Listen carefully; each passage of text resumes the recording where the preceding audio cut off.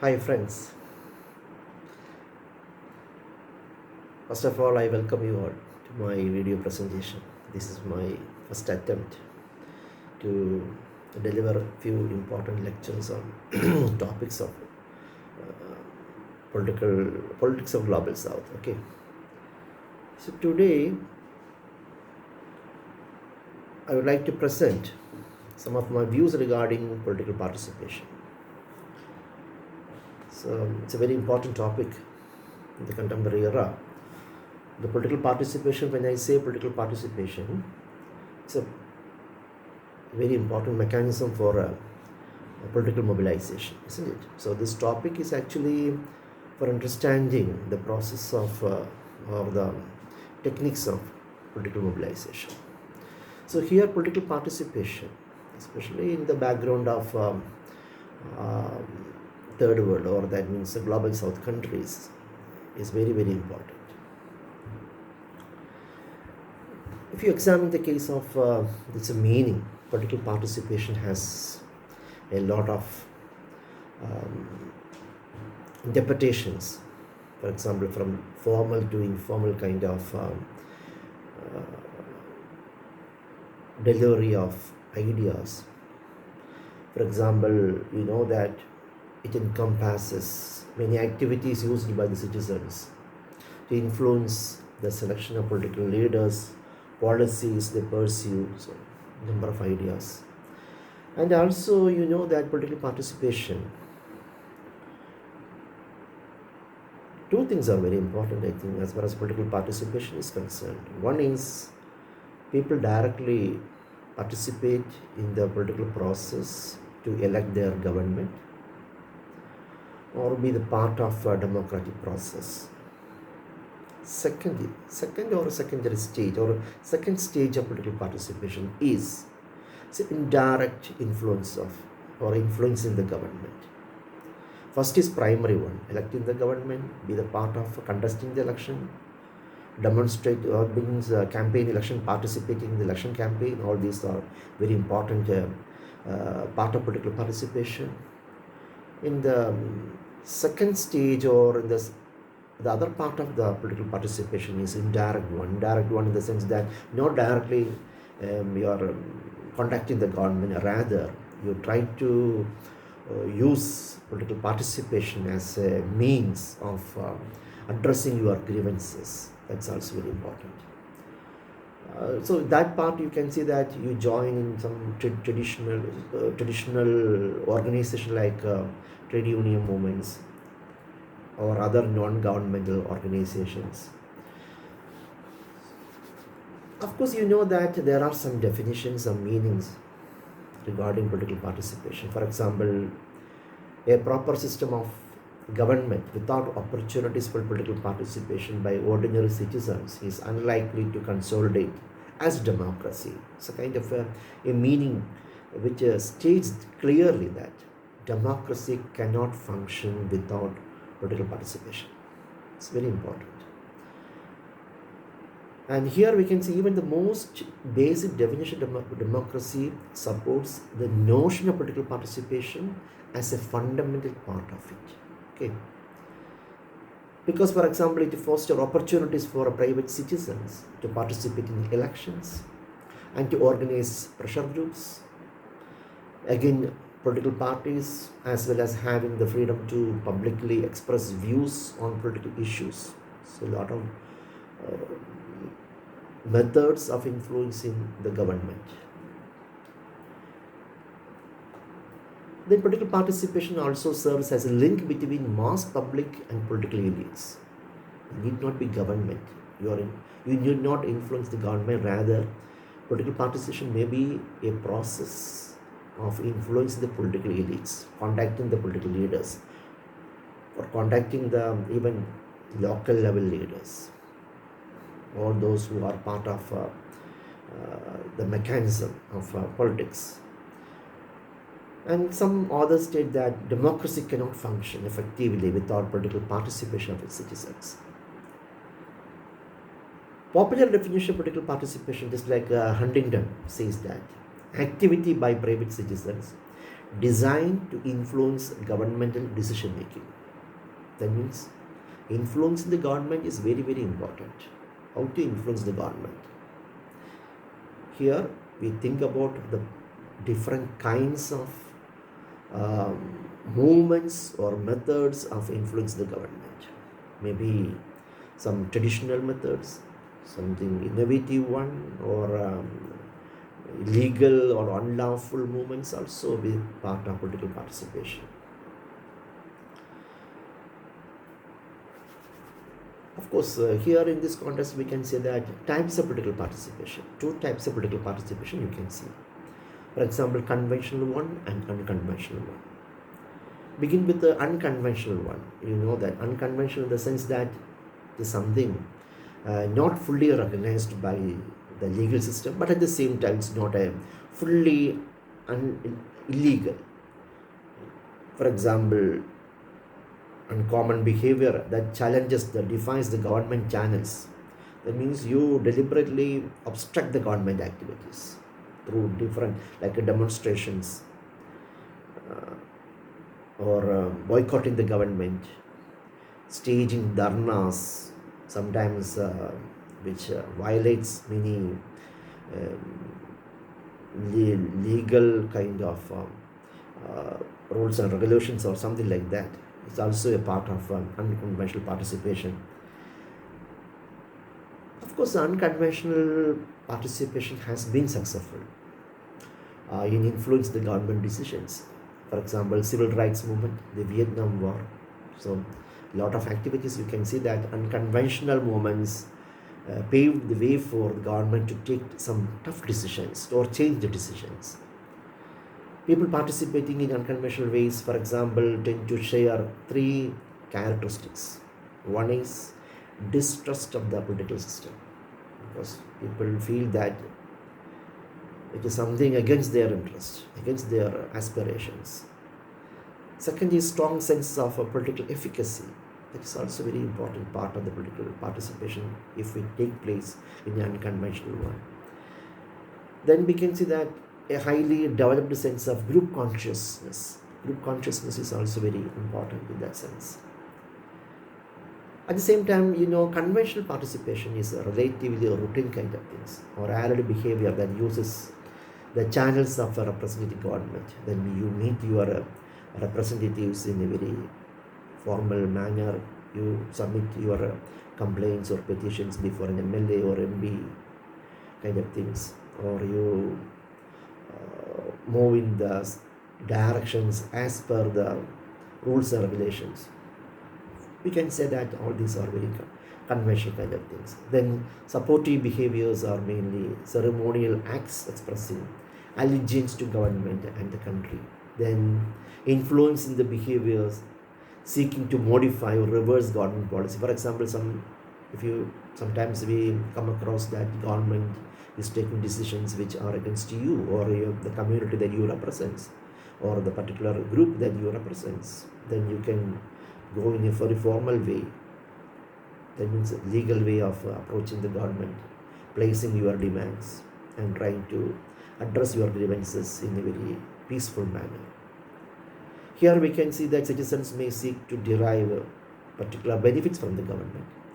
Citizens also engage in two kinds of activities that influence the selection of government, personal and policies. One is that low initiative acts such as voting, which do not require much effort of the individual. So voting is something which that naturally will take place in a democratic atmosphere. Routinely you go move to the polling stations and cast your vote. So that is a simple activity, simple political activity. You can say that activity of political participation. High initiative acts are also very important because it requires active participation by individuals to obtain benefits for such a group, because we can see that such activities can be associated with the electoral process, and that can be separate and such as filling class action suits. Means high level, some kind of effort needed as far as the political participation is concerned. Then we can see that political participation is something much more than just voting, because voting, although it is a political participation, there is no need of any explanation. Political participation derives from the freedom to speak out, assemble, or associate, or the ability to take part in the conduct of public affairs, and the opportunity to register as a candidate, to campaign, to be elected, to hold office at all levels of government. You can add many things. For example, even well before elections, you try to be a member, you try to contest the election. So here you explore the possibility of joining a political party. You try to influence that political party for a ticket to contest in an election. All these are part of political participation. Then very simple mechanism of joining the demonstration or joining the election campaign, house to house to visit for a candidate. All these are also part of the political participation. Under international standards, men and women have an equal right to participate fully in all aspects of political process. In practice, however, it is often harder for women to exercise this right because political participation is not equal to men and women. Women have their own limitation, isn't it? So in post-colonial, we can say post-conflict countries, there are frequently extra barriers to women's participation, and special care is required to ensure the rights are respected in this regard. Same is the case in the post-colonial countries also. The rights of women may not be protected properly as far as the political participation is concerned. The political parties are among the most important institutions affecting women's political participation. Because some countries, you know, that political parties provide a platform for women to enjoy their basic rights. In some countries, it may not. Then, what are the most important manifest political participation? Turning next to the manifest political behavior, the idea is to emphasize that what we refer to actual political participation. It's quite simply all actions directed towards influence the government decisions and outcomes. So here we try to influence the government decisions, and also we expect some outcomes. It's goal-oriented or rational, and it's observable again, and we can be measured straightforwardly. So here we can see that citizens vote in elections in order to support some parties or candidates, or to make sure others will not gain too much influence. Here one important thing I have to mention especially is regarding the Global South countries is that although people vote for in the election for a particular party or candidate, in the case of Global South country, their interest is many times influenced by the identity, their own identity. They vote for candidate, especially the candidate who represents their identity, either religion, caste, ethnicity, or something like that, isn't it? That's very important. Here their interest is to protect their identity in the political atmosphere, and they are less concerned about the outcome of the government, or whether the particular government they want would be able to address their grievances. They are least concerned about that.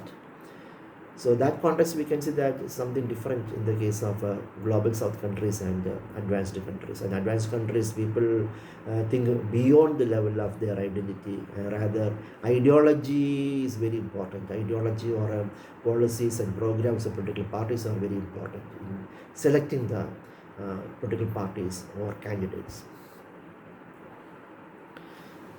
Then contact activities are very important. For example, citizens may write to politicians or civil servants in order to try to influence political agenda or political outcomes.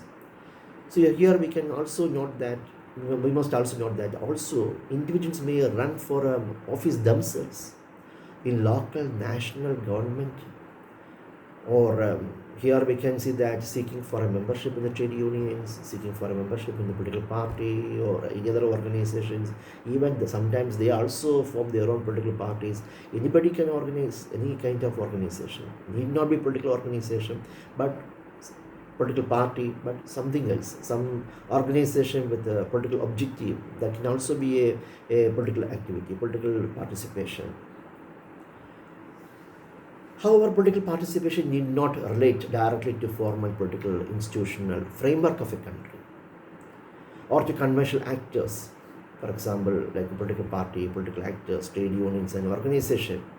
So here we can see that in order to influence political agenda or political outcomes, citizens may engage in extra parliamentary activities and manifestations, sometimes referred as a protest behavior of unconventional political participation. So what is unconventional political participation? I think we have to examine in a broader way. Unconventional means two things are unconventional. One is something not that much problem, and something which the government also organizes, although it is unconventional. But again, some unconventional political participation, government may seek political legal actions. If you go for a particular unconventional actions, but just like a Maoist action, Naxalite kind of actions are also a kind of unconventional actions, which no government would support it. It is something totally illegal. At the same time, some demonstrations without the permission of the government we conduct, although unconventional, but to some extent we can justify it.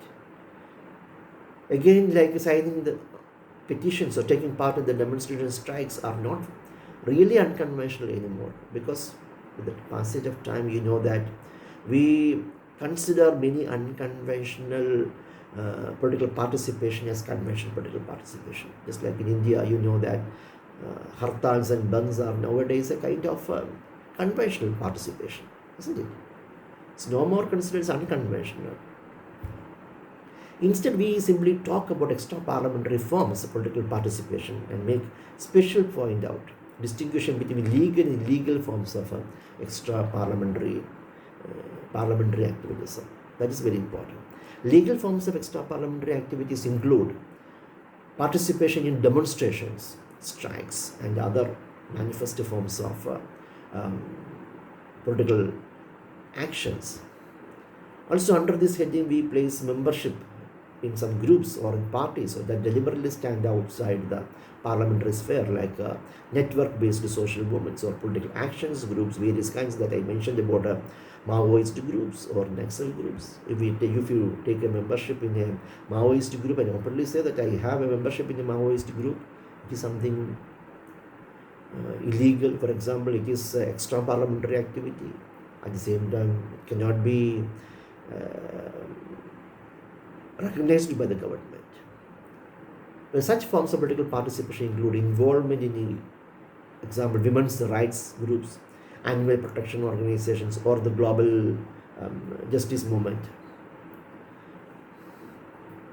Some extra parliamentary political activities are unlawful. For example, just I mentioned regarding the participation in the prohibited groups. You join in the prohibited groups like Maoist or Simi kind of organizations. Here, participating in illegal demonstration, violent protest, leading to some rights conflicts. Here, in the parliamentary democracy, cannot be recognized as a rational one. So, it is due to the government to take stringent measures to contain such a kind of activities. Of course, we have a lot of manifest political participation. For example, electoral participation is one such a manifest political participation. Then extra parliamentary forms of participation to make one's voice heard, or to make, because we try to make a voice in the public. For example, demanding something. Although if you are one or a few people or a group of people, you conduct some demonstrations, conduct some dharnas, or continued kind of demonstrations or strikes in some places of, for example, in front of the legislature, in front of the parliament. All these are the part of manifest political actions.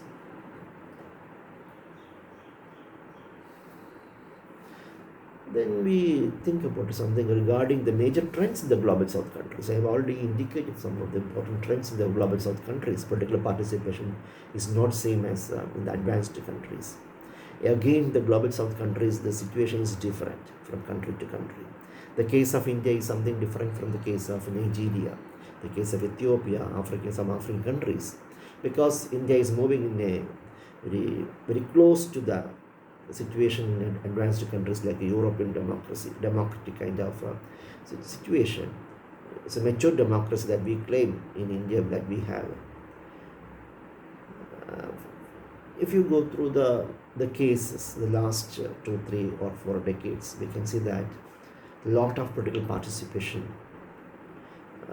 are taking place in many nook and corner of global south countries, demanding regime change, demanding reforms, governmental reforms, isn't it? So such things also take place in 2 ways. One is formal way. Formal way means through political parties, through joining political parties, or creating political parties, or like a formal demonstration or something like that. Secondly, violent demonstrations, violent strikes, bombing, and other kind of violent methods. If you take the case of a classical example of the most recent example, eruption of some protest movements in some of the countries like Arab movements, just like Arab Spring, what we called as the Jasmine Revolution, a classical example of political participation in the global south, demanding regime change and political reforms. Again, the kind of demonstrations that took place in Turkey, Ukraine, Brazil, Thailand, a number of other countries. Just like what happened in Hong Kong, it's going on still, I think, against China, demanding more and more political freedom. Although most voting elections, few take part in other forms of political participations. Other part of political participation means that either violently or peacefully they also take part in the political process. Here I would like to give you some examples of based on certain studies how people participate politically. They participate in some process, for example, like voting in an election, attending a campaign event, participating in organized protest, being a member of a particular organization, contacted a government, even participated in labor strike, signed a petition, posted political comments online, posted links to political articles. So all these are examples of political participation in different ways. We just go through certain important books in this direction. So we have a lot of articles as well as videos available in the websites, and go and for a deeper understanding of political participation in the global south countries. When you study global south countries, you can always think in terms of India's status. There is no need of especially mentioning about the way people of India the way people of India carries out the political process, or carries out, or how they participate in the political process. It's also very important. For example, again here we can see that Indian states are also different. The political participation in Kerala is different from political participation in Uttar Pradesh. In Bihar, that political participation in Bihar is different from the political participation from Maharashtra. Same is the case of Bengal versus or some other states. At the same time, we can see many common nature of political participation. Okay, I think you got some idea regarding the political participation, and you can also post your queries, comments in this direction. So thank you for listening my brief video regarding political participation, and please go through my